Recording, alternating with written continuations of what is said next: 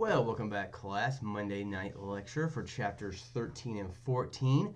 Hopefully, you guys' weekend was a good one, and we're off to a great start this week. We are just, I think, beyond halfway through, so getting there, getting there. Okay, so things to go over real quick. Tests, again, kind of all over the board, guys. We had some high grades, some concerning grades, and we're in between. So, again, one test left.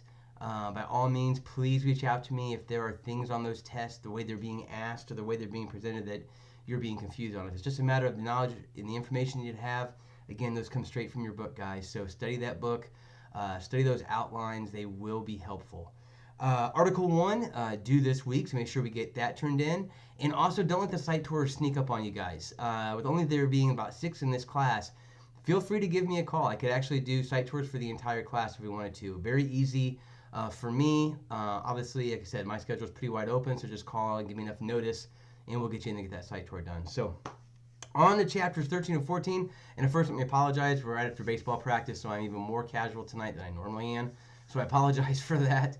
But, so again, we're looking at chapters 13 and 14. Chapter 13, function rooms and meeting setups.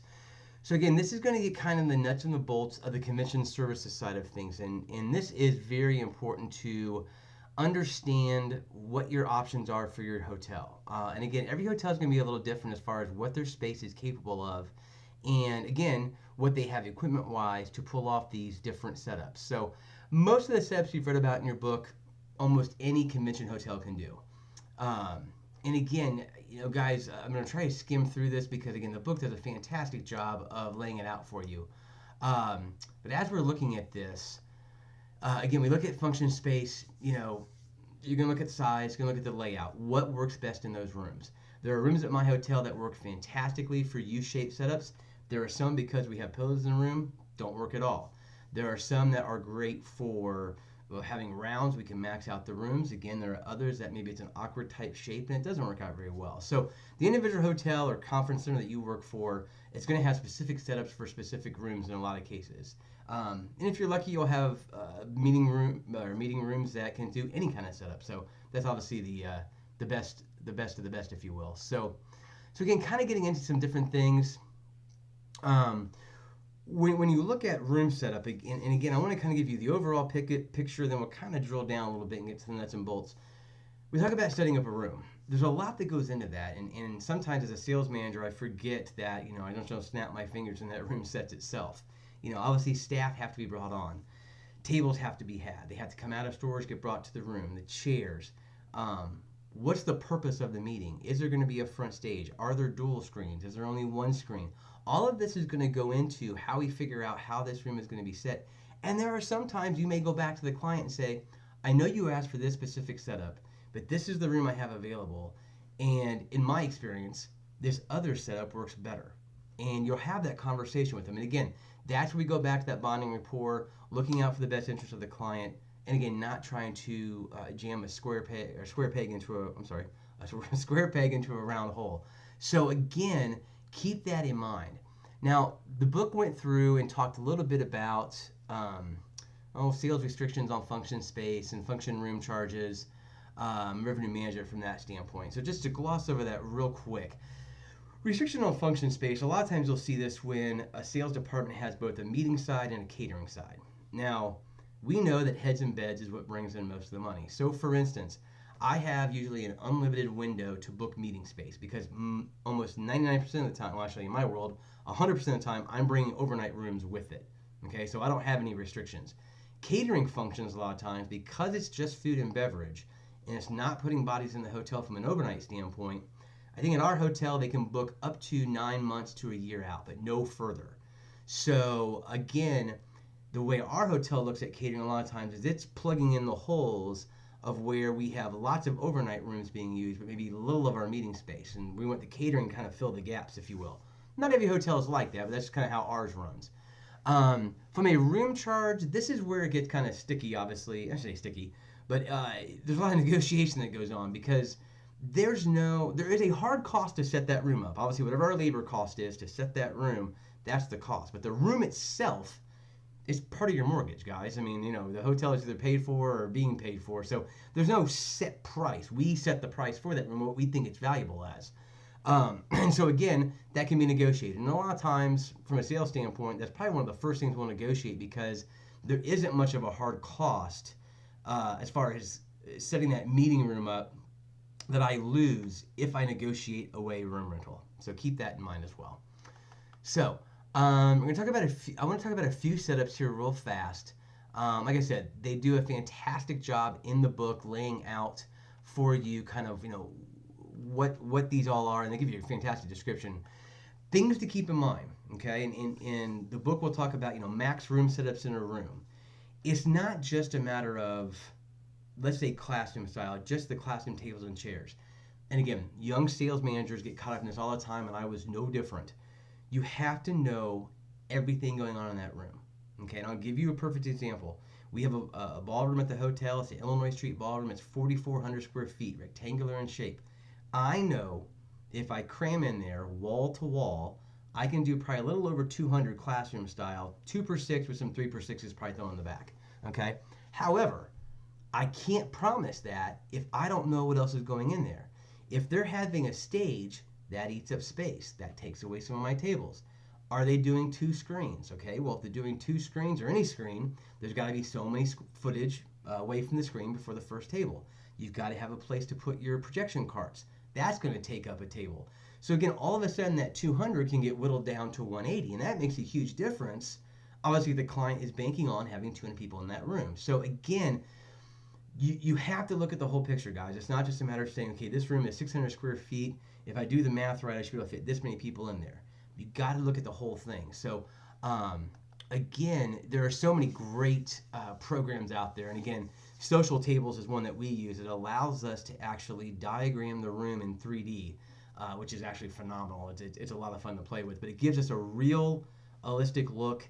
You can put different rules in place so that, and again, we sometimes call this the JJ rule in my hotel, because I want to put as many people in the meeting room as I can, because I want to make the sale, obviously. Sometimes you have to step back and go, okay, they've got to have room if it's going to be in rounds for the servers to get around and service the tables. So they actually put, it's basically a circle around the table and the chairs to let you know what the service area is. So I can't cram them so close together that there can't be someone, so it kind of gives you a buffer, if you will. And that's fantastic. And again, it does help me. I step back and say, okay, yes, obviously I want a well-serviced event as well as a big event. So those are different things you're going to keep in mind. Again, it's funny, guys. You got to know so much when you're looking at these rooms and trying to make promises to clients. What size tables are you using? Are they 5-foot tables? Or are they 6-foot rounds? Are they 2 feet by 6 feet? Is it 24 feet by 6 feet? All of this comes into play because obviously it changes the dimension of what the room can hold and how many people you can put in that room. So again, you're going to need to go through and know what kind of equipment your hotel is using. So real quickly, I'm going to go through what some of the most common setups are, and you guys should be somewhat familiar with these. I think we talked about them a few times, but now we're going to kind of get into what they actually look like. And again, these are very, very simple. We're going to get through this real fast and we'll go to the next chapter. But real quick, U-shaped is just what you think it is. Sometimes it's called horseshoe as well. But a U or a horseshoe, again, it looks like a U. And typically, you're going to have people around the outside of the table with a presenter in the middle, if you will. You also can have what's called a hollow square, and that's just putting an end on the U. It looks like a gigantic O, actually. E and T shaped, again, just what you're thinking. I don't see too much of those. Hollow square, U-shaped, horseshoe shaped are really the ones I see most when we talk about those kind of setups. Board of directors, typically it's tables. It makes a long I, if you will, with tables coming, bumping up against each other, and then 2 people or 3 people on either side of it. So think of a long boardroom. They're kind of making that board table, if you will. Rounds, and again, rounds are interesting. You can do rounds of 8, you can do rounds of 10, and sometimes you can do rounds of 12. You also have what's called crescent rounds, or sometimes they're called half moons. And so basically you're using just half the table. And that comes into play when there are presenters, because again, think of a room setup, think of you're at the conference and you're trying to learn something, you don't want to be sitting with your back to the presenter. So, but we still need tables to write on, and maybe we're going to have small discussions. So instead of using the entire table, they basically cut it in half, and we'll put 6 people or 5 people around just one half of it. Now, I myself hate this setup because it's a space eat. There's half that table you're not using. yet it's eating up space. So it limits the number of people I can put in a room. So unless you have special tables and they are out there, and there's hotels that have them that are rounds cut in half. And in that case, then again, obviously you can put more in a given space. So again, all these come into play, guys, as you try to figure out what can and cannot fit in a room. So talk about round tables. You're going to talk about classroom style. We touched on that a little bit, where again, it's a 6 foot by 2 foot table, 2 people, and they're lined up. Imagine your classroom. Imagine a lecture hall. It's kind of what it looks like, but one row after another. Those are your. Oh, the last one would be theater style. Theater style are just chairs. And again, a lot of times for lectures, for guest speakers, for panel discussions, town hall kind of meetings, you'll have something like that. So again, those are kind of your general setups. You will see different ones. They may call one a classroom style on an angle, so it's called chevron style or herringbone style. I've heard it called that before. And then you're gonna get creative. There are sometimes people want you to make, I want this table to go here, here, and here with a round over in the corner, and there's really no name for it, so they're just gonna send you the diagram themselves. So again, room setups are very, very interesting. The biggest thing I can tell you guys is obviously know the diameters of your meeting space and make sure you take into account everything that's in there. All right, so chapter 13 is done. Let me take a quick drink here, guys.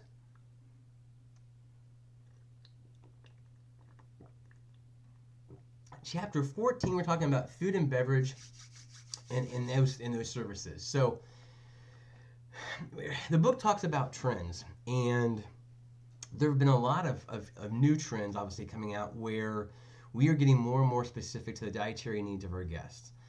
Whether it's vegan, whether it's vegetarian, whether it's gluten-free, all of those are taken into consideration. And banquet staffs are getting more and more, specialized to a degree, but we have to understand what the needs of our guests are, and then obviously be able to accommodate them. In a lot of cases, they're health related. I have a coworker who has to be gluten-free, and if she doesn't, she gets very sick. So it's not even a matter of a lifestyle choice per se that I don't want to eat beef, or I want to lead a vegan lifestyle. It's in some cases it's actually medical, and if they do eat those things, then you're talking about a sick guest, and of course that's the last thing we want. So again, we talk about food functions. Banquet profits are not as high as our heads and beds profits. So we kind of talked earlier, heads and beds typically make about 90% profit. Okay, if we price it out right. Food and beverage function, from your catering events to dinners to galas to anything along those lines, you're looking anywhere between 35 and 40% profit. The food costs are extremely high. My hotel, in my 10 years, I think I've discounted food once. It doesn't make much sense. The margin of revenue on that is not very high, so to discount it makes it even less. So again, when we look at the big picture and we try to figure out, okay, where do we cut a deal with our client, there are some areas we're going to stay away from, and food and beverage typically is one of them, just because, again, your return on that is not nearly as high. So types of food functions, guys, imagine anything that you can eat anywhere else, you can eat at a hotel. So breakfast, lunch, dinner, afternoon, morning breaks, again, like I said, galas, receptions, weddings, dessert bars, healthy bars. Again, you can think it up. We probably have served it at a hotel. And again, more and more you're seeing chefs that are specializing in certain areas, whether it's the pastry side, whether it's the fine dining side. So again, that has become huge. And I think it's safe to say that the two biggest pluses for my hotel, but I think things that we were judged on, if you will, are food quality and the presentation and how the food tastes and our service. And we're very fortunate that our executive chef has been there, I think I'll say now it's 13 or 14 years, and it's absolutely phenomenal and really sets us apart from a lot of other hotels. Takes great pride in what he does, has a fantastic staff, so we're good in that way. So you're going to see more and more things, and I think what hotels have done is, anytime we can find a revenue stream, obviously we're going to go attack it. So you're seeing more special events, you're seeing more themed events, whether that could be around sporting events, whether that could be around certain parties, whether it's a certain type of food.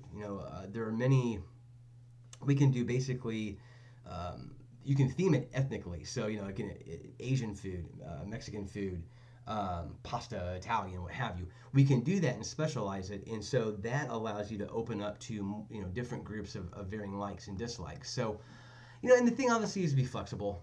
Tastes change. on a yearly, if not monthly basis. So, you're always looking for what the next thing is out there. You're going to be flexible to what your client's asking you for. We have a huge menu stack, but we have said all the time, you know what? If there's something you want to combo together, chef's very creative. We can price out just about anything.